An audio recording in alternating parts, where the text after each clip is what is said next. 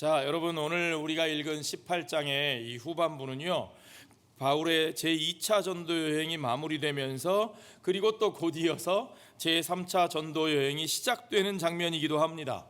자, 여러분, 우리가 이렇게 역사의 흐름을 따라가다 보면 궁금한 게 있죠. 그러면 이게 시기적으로는 언제일까? 바울의 2차 전도 여행이 끝나고 3차 전도 여행이 시작되는 시기가 정확하게 몇 년도쯤이었을까? 여러분, 이게 쉬운 질문이 아니에요.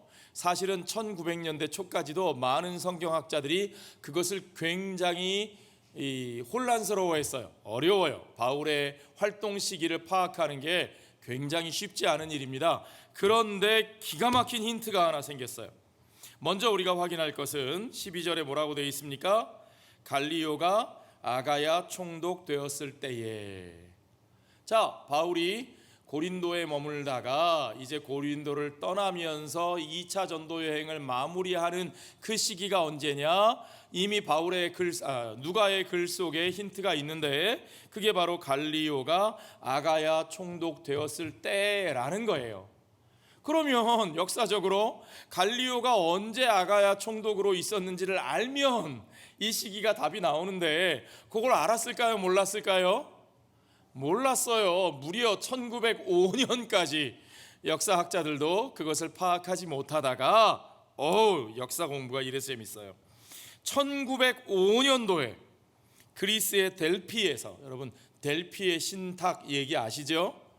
아시는 사람만 아는, 델피의 신전에서 한 비문이 발견됐는데 이 비석에 써 있는 글이 발견되어 있는데 그 내용 속에 누구 이름이 나오느냐? 이 갈리오라는 사람의 이름이 나왔어요.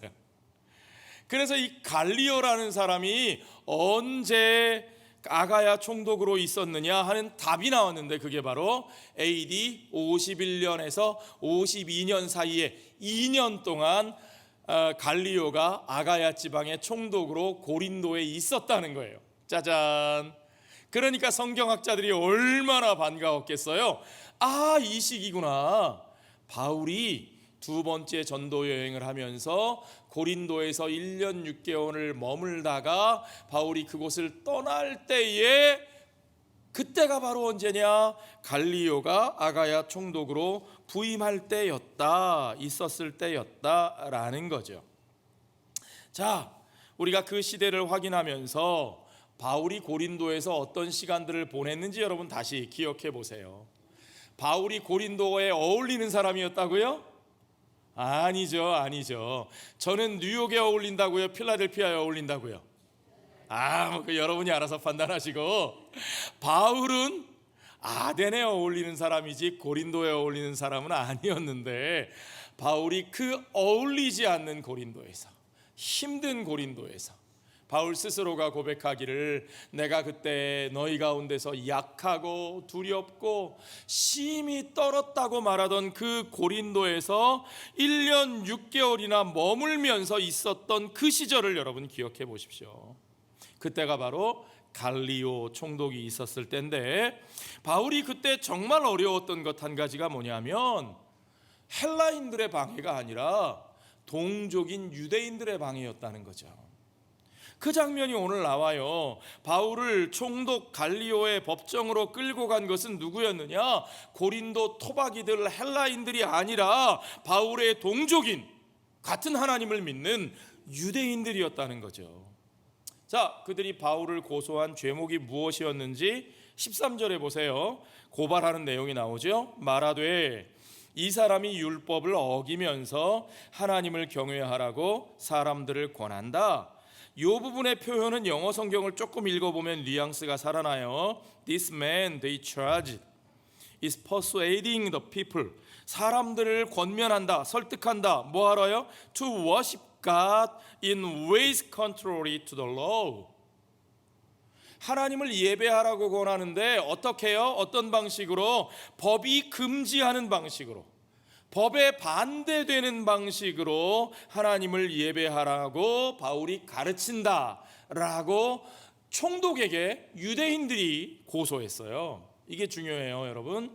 자, 유대인들은 예수 그리스도를 믿는 사람들은 아니었지만 어쨌든 하나님의 율법을 알고 참되고 유일하신 하나님을 믿는다 하는 사람들이었고, 바울도 역시 그랬죠. 그가 그리스도의 복음을 전하는 사람으로서 그도 역시 참되고 유일하신 하나님, 유대인들이 믿는 바로 그 하나님, 아브라함과 이삭과 야곱의 하나님을 믿는 하나님의 백성이었습니다. 자, 그런데 이 하나님의 백성이라 하는 자들이 같은 하나님을 믿는 자를 하나님을 모르는 이방인에게, 갈리오는 하나님을 믿어요, 안 믿어요? 안 믿어요. 그는 이방인이고 로마 사람이었어요. 이 비문에 보니까 이 갈리오가 바로 누구냐? 세네카의 동생이에요. 여러분, 세네카는 들어보셨죠? 세네카, 로마의 철학자 세네카. 우리가 아덴에서 바울이 설교할 때에 스토아 학파 사람들하고 대화했었다. 그 스토아 학파의 가장 뛰어난 대표자, 그가 바로 세네카고 황제 네로의 젊은 시절 스승이었던 바로 그 사람이에요. 바로 그 세네카의 동생이니까 갈리오는 로마인 중에 로마인이고 이방인 중에 이방인이고, 그는 이방 문화에 철저하게 빠져 있는 사람이에요. 그런 사람에게 하나님의 백성이라 하는 자들이 또 다른 하나님의 백성을 하나님을 믿는 방식을 문제 삼아서, 이거는 법에 어긋나는 방식이다, 이 사람이 예배하는 하나님을, 이 사람이 전하는 하나님을 믿는 방식은 법에 어긋나는 거다, 그들이 말하는 법이 유대의 율법에 어긋난다는 것인지 아니면 로마법에 어긋난다는 것인지 정확하게 해석할 수는 없어요. 둘 다일 수 있습니다. 어쨌든지 간에 로마는 당시의 유대인들의 신앙과 문화를 어느 정도 이렇게 수용해주는, 인정해주는 그런 분위기였어요. 옛날 제국들은 그렇습니다. 조그만 부족 국가나 민족 국가는 신앙의 다양성을 허용하지 않지만 아수르, 바벨론, 헬라, 로마와 같은 제국들은 그 안에 다양한 민족들을 포용해야 됐기 때문에 그들의 종교와 문화를 어느 정도 인정했죠. 유대인들에게는 특히 그랬어요. 왜냐하면 유대인들에게 있어서 그들의 신앙을 빼앗는 것이 너무 힘든 일이라는 사실을 로마 당국이 잘 알았기 때문에 그들에게 예배의 자유, 신앙의 자유를 어느 정도 인정해 주고 있었던 때입니다. 그런데 그 로마 당국에 대해서 유대인들이 같은 유대인인 바울을 하나님을 믿는 방식으로 고발했다는 거예요. 자, 여러분 어떻게 생각하십니까? 신앙과 세상 권력의 문제에 대해서 우리가 좀 생각해 볼 필요가 있어요. 여러분들이 상식적으로 생각해도 이게 말도 안 되는 일이죠. 터무니없는 일이고 부끄러운 일입니다. 그런데 생각해 보면요, 오늘 우리들 가운데서도 사실은 심지어 같은 예수 그리스도를 믿고 한 교회 안에서 신앙생활 하던 사람들이 우리들의 문제를 가지고 우리 안에서 우리의 질서, 교회의 질서와 말씀의 도리를 따라 해결하지 못하고 그걸 세상 법정으로 가져가는 사람들이 얼마나 많은지 몰라요. 그러면서도 부끄러운 줄 모르고 가서 막 그냥 싸웁니다. 왜 그런 일이 벌어질까요, 여러분? 물론 여기 유대인들은 예수 믿는 사람들 아니니까 한 교회 안에 있는 사람이라고 말할 수는 없지만, 그러나 이건 유대인으로서의 자존심 문제도 있잖아요. 하나님을 믿는다 하는 사람들이 하나님을 모르는 이방인에게 하나님을 예배하는 문제를 가지고 그걸 가지고 바울을 고발한다? 어떻게 이런 일이 생길까요? 여러분 생각해 보세요. 우리들 주변을 생각해 보세요. 어떻게 그리스도 안에 있는 사람들이 교회의 문제를 가지고 또는 우리들 사이에 믿는 자들의 문제를 가지고 세상 법정에 가서 송사를 할까요? 어떻게 그런 부끄러운 일들이 벌어질까요? 왜 그럴까요? 생각해 보세요. 자, 그 문제의 원인을 우리가 가만히 생각해 보면 제가 볼 땐 그렇습니다. 어떻게든 끝까지 내 뜻대로 되어야만 한다는 생각 때문에 그래요. 내 뜻대로 돼야 되는 거예요. 내가 옳아요, 내가 맞아요, 이렇게만 되어야 돼요. 다르게 되면 안 돼요. 그 말은 무슨 말이냐? 우리가 하나님을 정말로 믿는가? 여기에 물음표가 나오는 거예요. 하나님의 뜻이, 하나님이 이끌어 가시는 방식에 내가 순종할 준비가 안 돼 있다는 거예요. 내 판단과 내 고집이 하나님이 행하시는 것보다 더 중요하다는 거예요.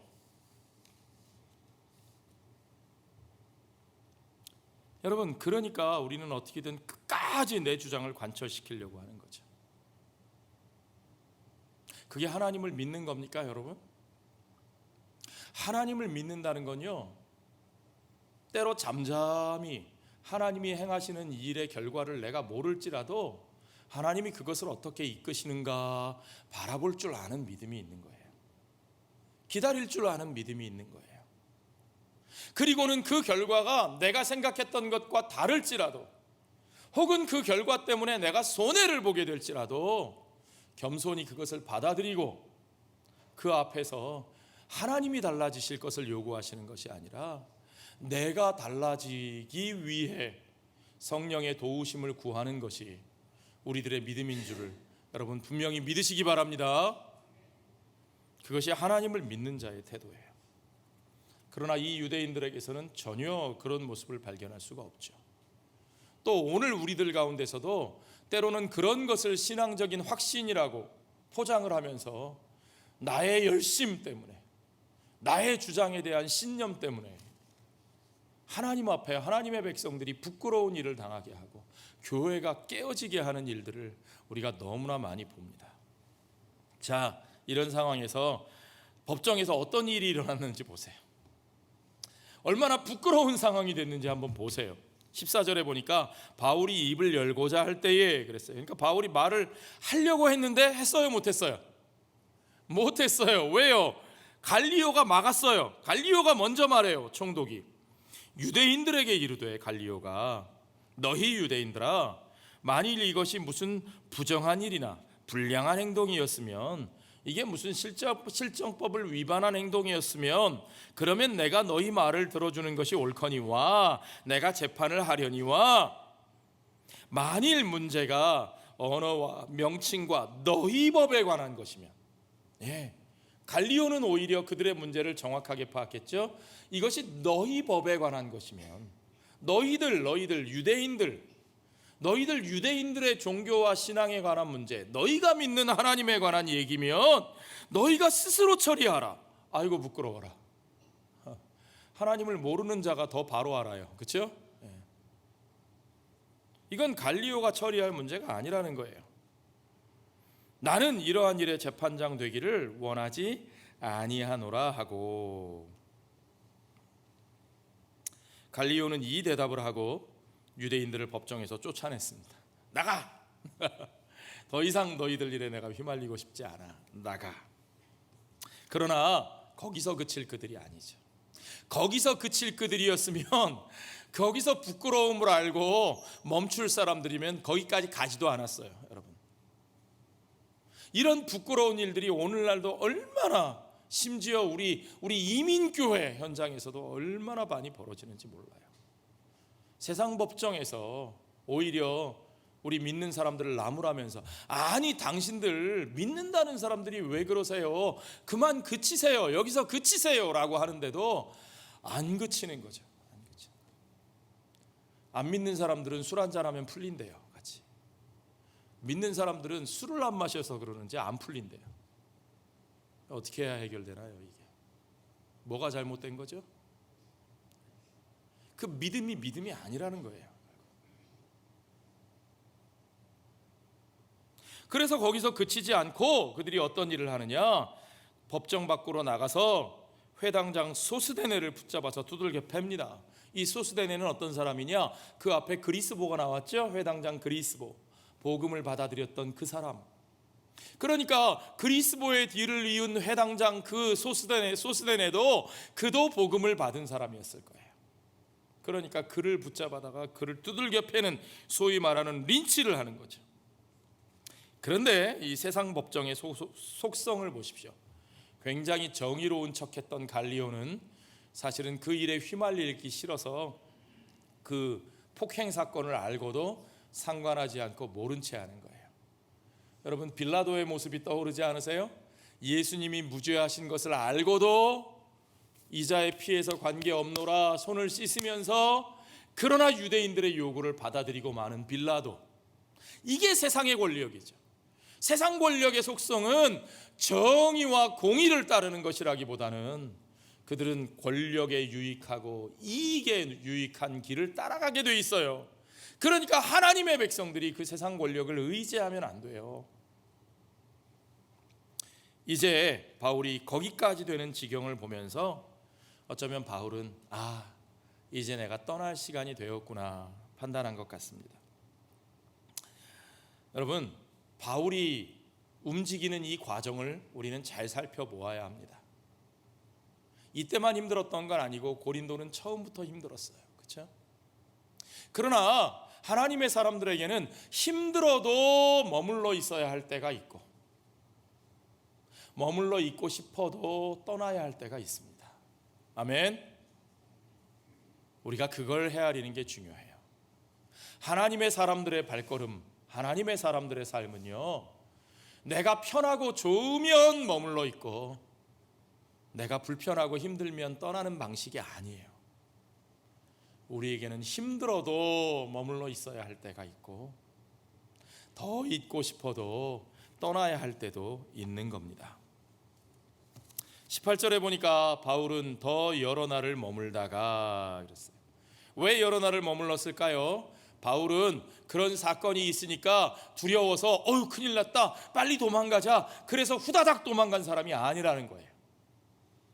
바울이 판단한 것은 이제 아니다라고 무서워서 도망간 것이 아니라 하나님께서 이제 이곳에서의 사역을 마무리 짓기를 원하시는구나, 그것을 깨닫고 그리고 거기에서의 사역을 책임 있게 마무리하는 겁니다. 여러 날 머물면서 형제들과 작별했다는 말 속에 그 의미가 담겨 있어요. 바울은 책임 있게 자기가 만들어가던 사역과 관계들을 잘 정리하고 그리고 배 타고 수리아로 떠나갈새. 수리아는 어디냐? 바울을 파송한 안디옥에 있는 바로 그곳이죠. 팔레스타인 북쪽 지역. 그 안디옥으로 본래 파송한 교회로 돌아가는 과정을 가지는 거예요. 그 길에 브리스길라와 아굴라도 함께 하였고요. 바울이 일찍이 서원이 있었으므로 겐그레아에서 머리를 깎았더라. 겐그레아라고 하는 곳은 어디냐? 고린도는 양쪽의 항구를 가지고 있는 이 해협 사이에 낀 지역이라 그랬죠. 그 양쪽에 가지고 있는 항구 중에 동쪽 항구가 겐그레아입니다. 아시아 쪽으로 왔다 갔다 할 수 있는 겐그레아. 그 겐그레아로 갈 때는 이제 고린도 지역을, 아가야 지방을 완전히 떠난다는 뜻이에요. 거기 떠날 때에 바울이 어떻게 했느냐? 머리를 깎았대요. 여러분은 언제 머리를 깎으세요? 사람이 갑자기 헤어스타일을 확 바꾸면 연애에 실패했나 보다, 그런 얘기가 있었어요. 애인한테 차였나 보다. 창기가 빙그레 웃는데 혹시 그런 경험이 있는지 모르겠어요. 바울이 머리를 깎았다. 왜 머리를 깎았냐? 여기 성경에는 서원이 있었으므로 그랬어요. 일찍이 바울이 서원이 있었대요. 그 서원을 가지고 머리를 길렀다는 얘기예요.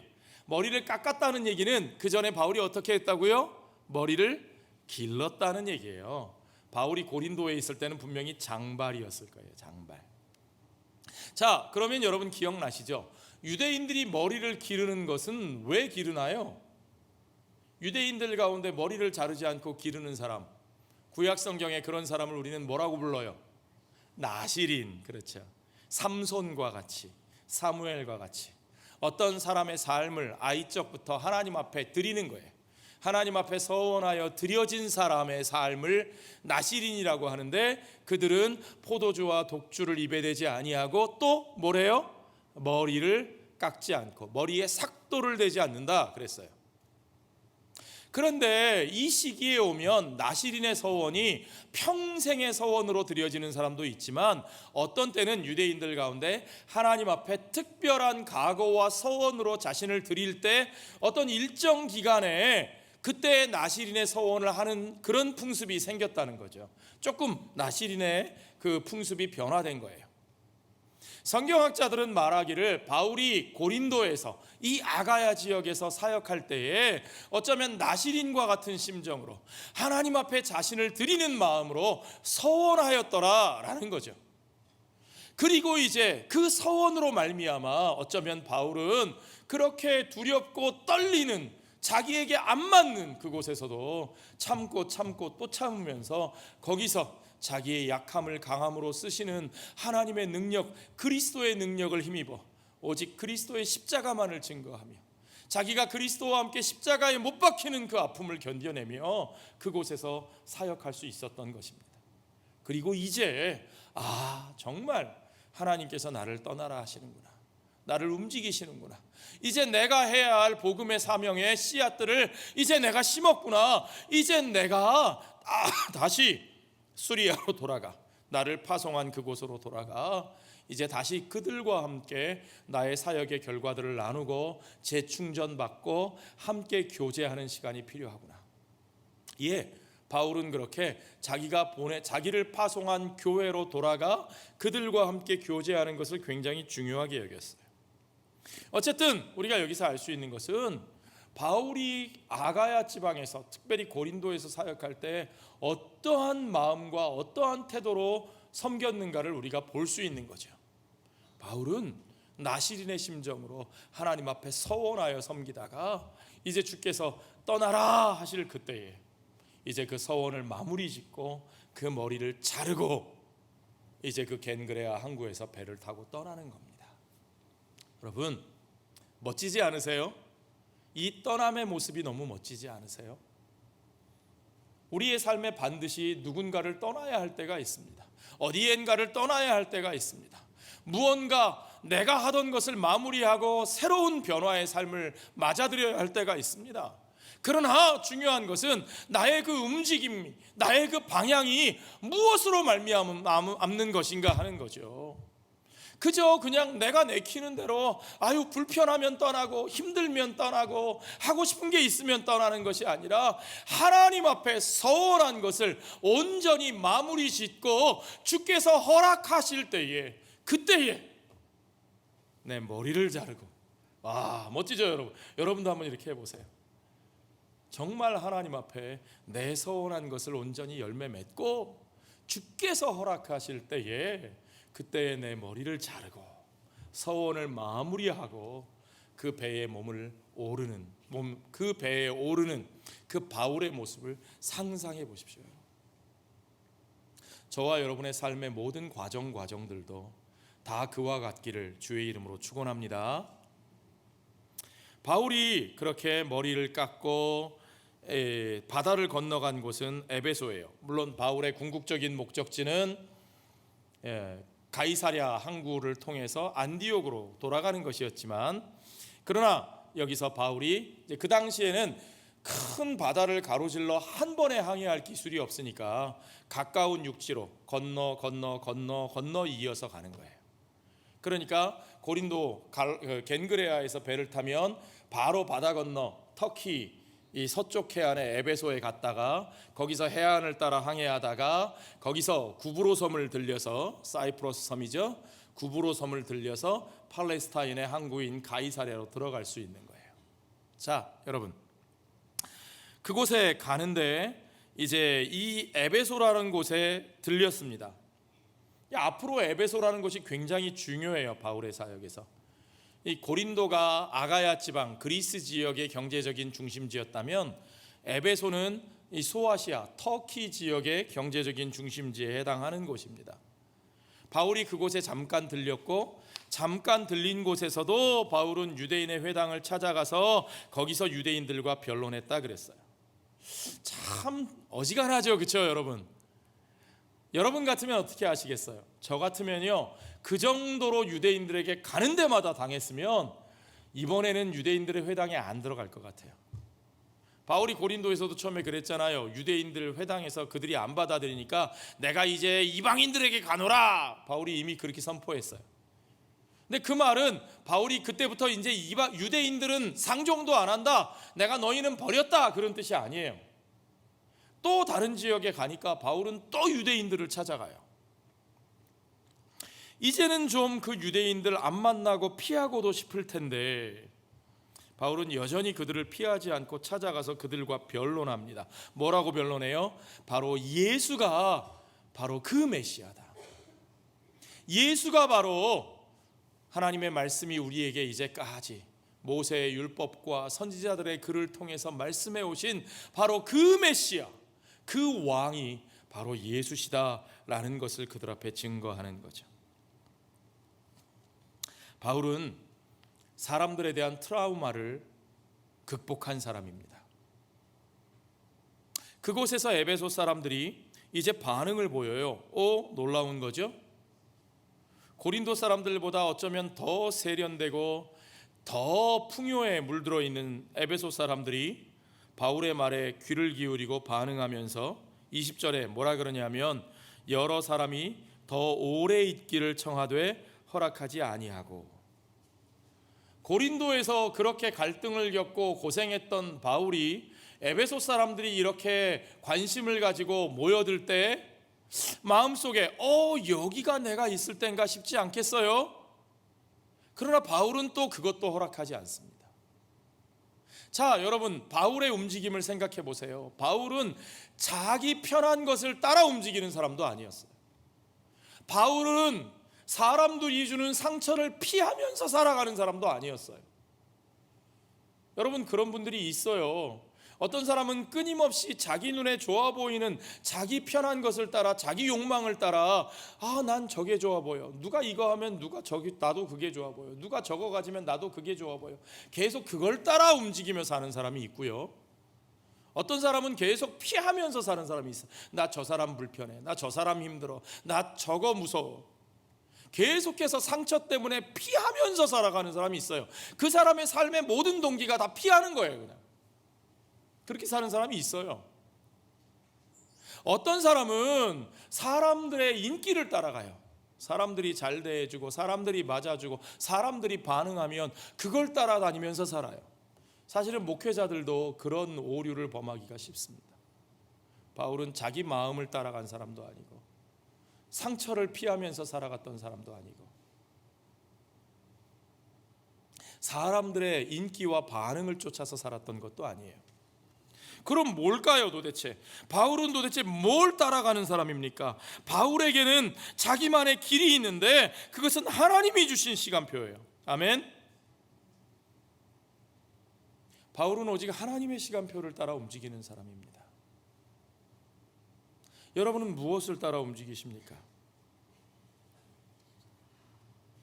그러면서 바울이 그 에베소 사람들에게 하는 이야기를 들어보세요. 21절에 작별하여 이르되 만일 하나님의 뜻이면 너희에게 돌아오리라 하고 배를 타고 에베소를 떠나.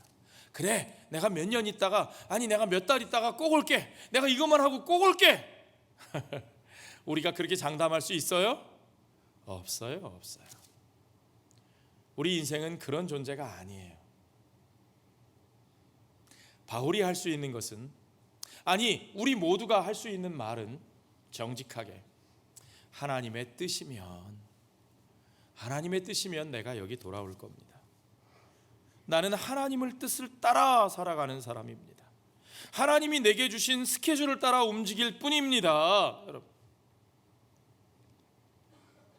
때로는 그 고통스럽고 피하고 싶었던 안 맞는 고린도에서도 하나님께서 이 성 중에 내 백성이 많다 하시면 그것을 위하여 거기에 머물고, 때로는 바울을 기쁘게 맞아들이며 좀 더 우리와 함께 머물며 우리에게 말씀을 가르쳐 주십시오 하는 사람들 앞에서도, 그러나 내게 하나님께서 주신 우선순위가 있으니 내가 너희와 머물 수 없고, 그러나 하나님께서 허락하시면, 하나님의 뜻이면, 하나님이 지금 내게 시키신 일을 마친 후에 그 다음에 하나님의 뜻이면 내가 거기에 돌아올 것이라.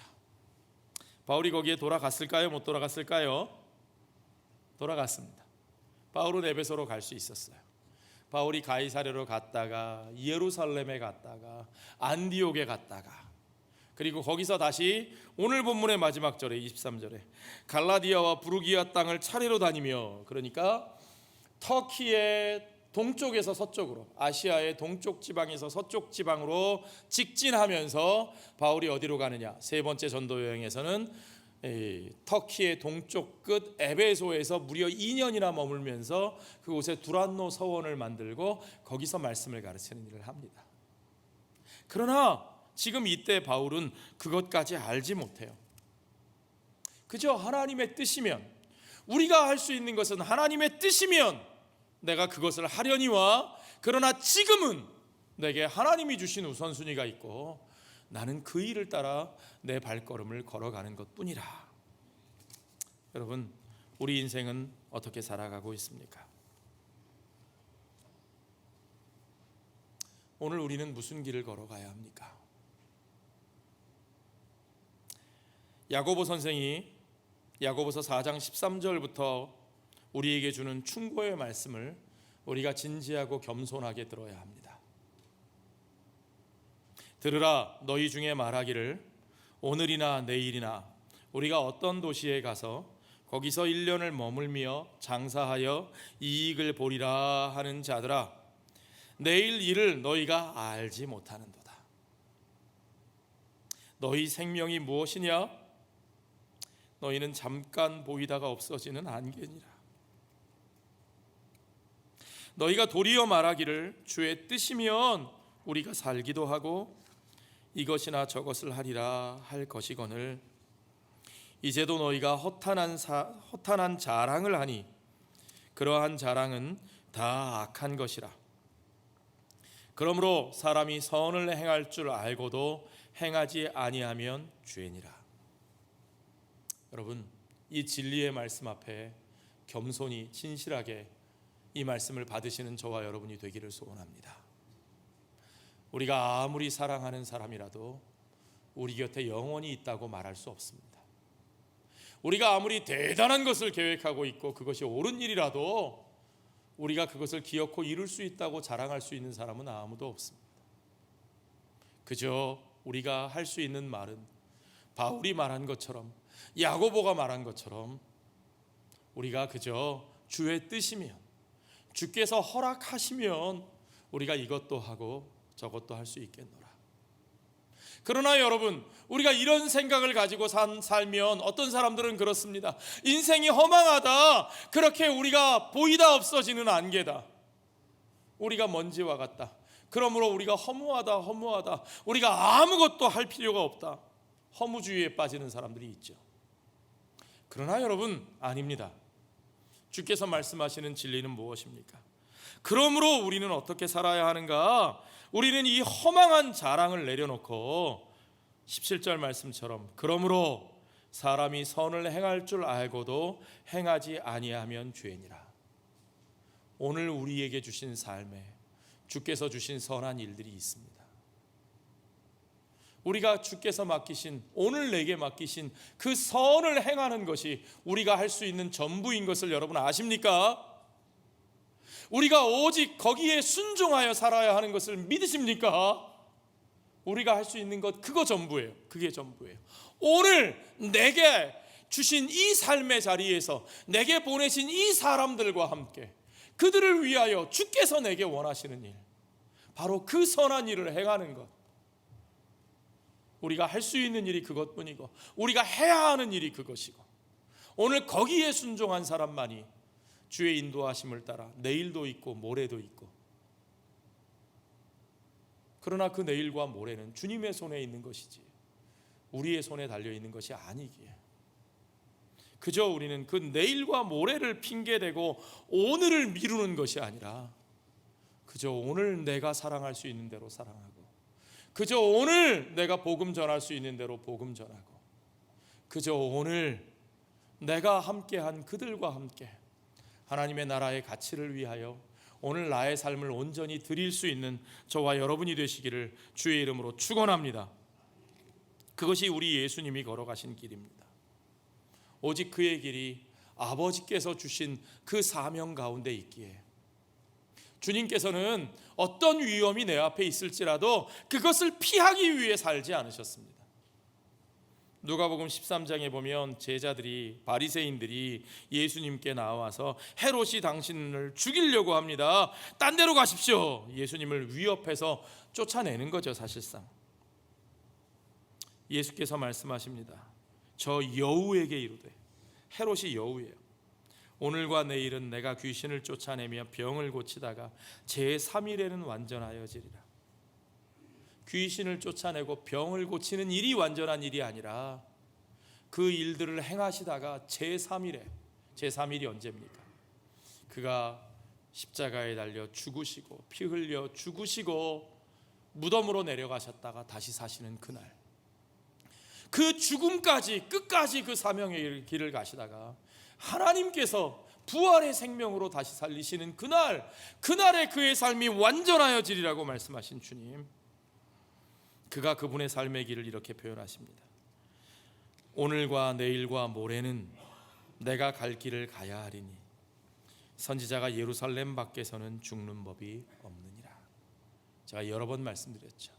오늘과 내일과 모레는 우리는 주께서 인도하시는 그 길을 가는데,